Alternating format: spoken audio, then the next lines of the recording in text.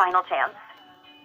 This is Sophia from Advance America, and I'm calling because you are seconds away from losing access to your pre-approved funds.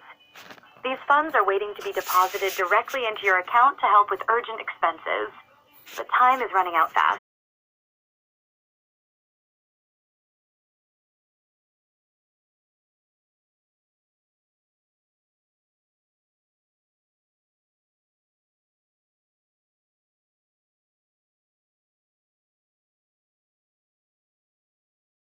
If she was to engage in illegal activity or unconstitutional activity in carrying out a directive of Donald Trump.